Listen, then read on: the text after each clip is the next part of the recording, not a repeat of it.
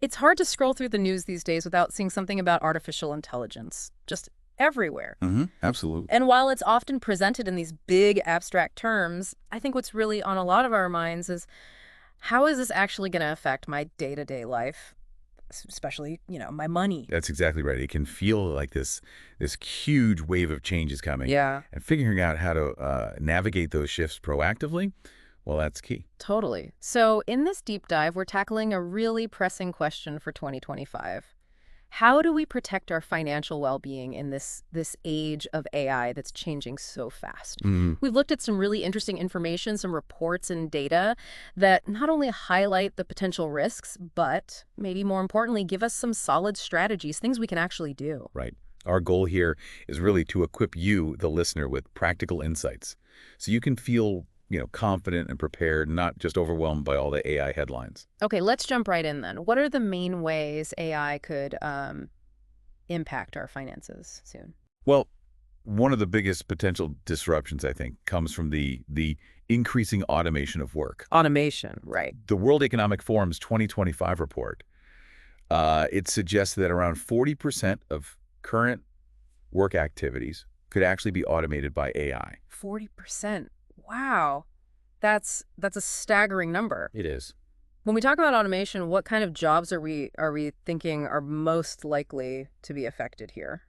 You should think about roles that involve a lot of routine tasks, data processing, that kind of thing. Okay. The report specifically highlights mid-level positions. So areas like accounting, administrative work, even some types of financial analysis, they're seen as particularly vulnerable. Why those specifically? Well, these are areas where AI algorithms are just getting really, really efficient. They can handle that structured data quite well now. Okay, so if these kinds of jobs start getting handled more by AI, what's the direct hit, on someone's wallet? We could probably see a couple of key consequences. First, as demand for certain human skills maybe decreases because of automation, Right. salaries in those fields they could decline, Okay. lower Yeah. pay potentially. And second, the disruption AI causes across different industries, well, that could lead to more volatility in investments. Things might get a bit shaky. Ah, so it's not just about potentially losing your job entirely, though that's possible. Right. It's also about wages maybe going down or stagnating in certain sectors and just more instability in the market, shaking things up. Exactly. That's a good way to put it. Have we actually seen any proof of this starting already, or is it still mostly theoretical? No, we do have some early indicators. If you look at data from Canada, for example, there have been reports indicating around a 15% decrease in wages. 15, wow. Yeah, for administrative and financial analyst roles, specifically between 2023 and 2025. So it gives us a concrete example of that economic impact AI is starting to have. A 15% drop in just 2 years. That really puts things into perspective, doesn't it? It does. So, for you listening, this isn't just some abstract discussion. It's a potential real headwind for your current income, your savings, your retirement plans even. Mhm. Okay, so the landscape is clearly shifting. We know that. What are some proactive steps? What can we actually do to safeguard our finances? Okay, so the first crucial step, I think, is to really start thinking about building multiple streams of income. Multiple income streams. Relying just on one single job in this kind of evolving environment, it just carries more risk than it used to, much more. That makes total sense. If one income source is potentially vulnerable, to automation or wage pressure, Right. having others provides that financial safety net. So what are some practical ways people could create these extra income streams? Well, you could consider how to leverage the skills and knowledge you already have, but maybe online in new ways. Like, Well, perhaps you have expertise you could offer through, say, consulting or coaching online, or maybe look for freelance opportunities in areas where, human creativity and that nuanced understanding are still really highly valued. things AI isn't great at yet. Exactly. Yeah. Like complex project management or maybe highly personalized client support, things like that. We actually have a really interesting example of someone who did this, right? From the info we looked at. Yes, exactly. There was a financial advisor based in Ottawa. She decided to complement her regular job by offering freelance AI coaching, sort of on the side. AI coaching, interesting. Yeah, helping others understand and use AI. And within about 18 months, so a year and a half, she reportedly doubled her overall income. Doubled her income. Wow. Yeah, it really highlights the potential, doesn't it? Yeah. Blending those traditional skills with an understanding of this new AI landscape. That is a powerful example. Okay, so first takeaway. Actively work towards having maybe 2, maybe 3 reliable income streams. Build that financial resilience. What's the next key strategy? Okay, the second important strategy involves being smart about where you put your investment money, where you allocate it. Right. Because while AI might hurt some It's sectors, also fueling significant growth in others. Huge growth. that's a crucial point. It's not all doom and gloom. Some areas are actually booming because of AI. So where should we be looking? Which sectors? Well, our sources point to several sort of exciting areas. Naturally, you've got the companies leading the AI revolution itself. Big tech names? Yeah, think NVIDIA, Microsoft with all its AI initiatives, Amazon AI, AWS, those guys. Okay. Then you have the whole critical area cybersecurity. Companies like CrowdStrike, Palo Alto Networks, they're essential for securing all these new AI systems. Makes sense. More tech, more security needed. Precisely. Then there's healthcare innovation companies like Moderna or Teladoc Health. They're using AI in interesting ways.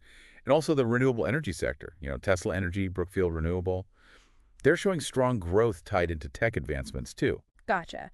So instead of just seeing AI as a threat to our jobs or investments, we can actually look at investing in the very companies driving this whole transformation. That's the idea. Turn the shift into an opportunity.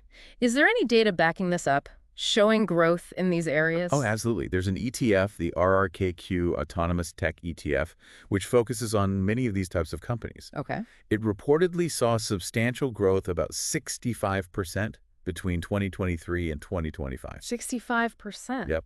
That really underscores the kind of investment potential in these AI-related sectors. That's a significant return. Okay, so a concrete action step for you listening could be consider putting a portion of your investment portfolio into these AI growth areas, maybe through diversified ETFs, right? To spread the risk a bit. Exactly. Diversification within those growth areas is still wise. Okay, strategy 3. What's the third key way to protect our finances? The third essential element is building up a really robust emergency fund, solid cash reserves. An emergency fund. Okay, why is that particularly important now with AI? Well, given the potential for, sudden job market shifts because of AI, having cash you can access immediately is just more critical than ever. Things could change faster. Right. You need that financial buffer, that cushion, just in case your income gets disrupted unexpectedly. What's a good target? How much should people aim for? The general recommendation, the guideline, is usually somewhere between 6 and 12 months worth of your essential living expenses. 6 to 12 months, okay? Yeah, that provides a pretty solid financial cushion to navigate, potential job loss or other unexpected things life throws at you. And this money, it needs to be easily accessible. Right. Right, not tied up in stocks that could drop. Precisely. Keep it safe and liquid, like in a high-yield savings account. Somewhere you can grab it quickly without worrying about market fluctuations or losing value. It's kind of sobering, though, thinking about how many people might not actually have that kind of safety net right now. It really is. There was some Statistics Canada data from 2025. It indicated that over half of Canadians, more than 50%, Over half. yeah, reported they couldn't cover even 3 months of expenses without having to borrow money. Wow. That just highlights the vulnerability, doesn't it? It really does. And underlines why prioritizing that emergency fund is so important right now. And having that cushion, it's not just about emergencies, is it? It gives you freedom, too. Absolutely. It gives you peace of mind, Yeah. first off, but also the flexibility maybe to make a career change if you need to, or even to invest smartly during market downturns. It just reduces that overall financial stress. Okay, makes perfect sense. What's the final piece of the puzzle, then? The fourth strategy for financial protection in the age of AI. The fourth strategy, and maybe the most empowering one, is to actively become proficient in using AI tools yourself. Become an AI power user, basically. Exactly. AI is rapidly weaving itself into so many parts of our lives, our work. You can't really ignore it. Right. So the choice really boils down to, do you try to resist it? Which, honestly, could put you at a disadvantage. Probably won't end well. Probably not. Or do you embrace it? Learn to use it effectively. Master it, even. I like that framing. It's about adapting and actually leveraging these new tools, not just defending against them. So what does it actually mean in practice to become an AI power user? Well, it means taking the initiative. Learning how to use various AI applications that are relevant. What kind of tools? Could be large language models, like ChatGPT for research, writing, brainstorming. Could be automation software to streamline your workflows, make you more efficient. Or maybe AI-powered design tools or analysis tools, depending on your field. And how does developing these skills directly help your finances? What's the connection? Well, by becoming skilled in using AI to boost your own productivity at work, Yeah. you make yourself a more valuable employee, potentially indispensable even, which helps protect your main income. Okay, job security. Job security, potentially higher pay. Plus, as more businesses and individuals look to integrate AI, there's this growing demand for people who can actually teach others. AI coaching, training. Yeah. That's another potential income stream right there. Like the financial advisor example earlier. Exactly. It ties back in. And we had another story about this too, didn't we? Someone who really benefited. Yes, there was an executive assistant in Toronto. She decided to really focus on learning AI tools, specifically for task automation, making her job more efficient. Okay. And within just 1 year, she was apparently able to increase her hourly rate by an incredible 250%. 250%. In 1 year. Yep. Just by mastering those AI automation skills relevant to her role, it really shows the tangible financial rewards possible from upskilling in AI.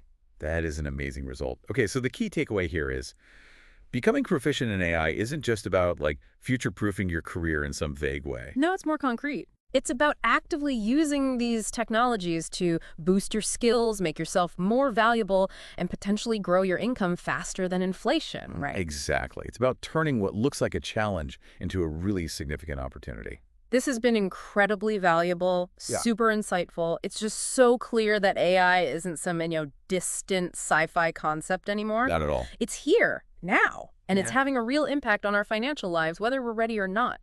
Ignoring the shift, that just doesn't seem like a viable option. You're absolutely right. That old assumption that, things will just kind of continue as they always have. Mhm. That's just not a sound financial strategy anymore, not in 2025. We have to be proactive, adaptable. Proactive and adaptable. Those are the key words. Okay, so just to quickly recap the 4 main strategies we've dug into for protecting your money in this age of AI. First, diversify your income. Don't rely on just one source. Right. Build those streams. Second, invest strategically. Look at the sectors actually growing because of AI, not just the ones being disrupted. Yes. Focus on the growth areas. Third, build that solid emergency fund. 6 to 12 months of expenses, safe and liquid. That financial cushion is crucial. Absolutely vital. And fourth, take the initiative yourself. Learn, master, become proficient in using AI tools to boost your value, and maybe even find new opportunities. Embrace the tools. Make them work for you. Those 4 areas, they really seem to provide a strong foundation, a good starting point for navigating what's ahead financially. I think so. Yeah. It covers defense and offense, so to speak. Yeah, good way to put it. And ultimately, I guess the most important thing for you, our listener, is to be proactive. Right. Don't just listen to this and move on. Action is key. Take some time. Think about your own financial situation, your own skills, your own goals. How can you start implementing some of these strategies today, even small steps? Yeah, what's one thing you can do this week? Exactly. What concrete steps will you take to protect and grow your wealth in this new era of artificial intelligence? That's really the question we want to leave you with to consider. A really important question for everyone right now. Definitely. Thanks for tuning into this deep dive.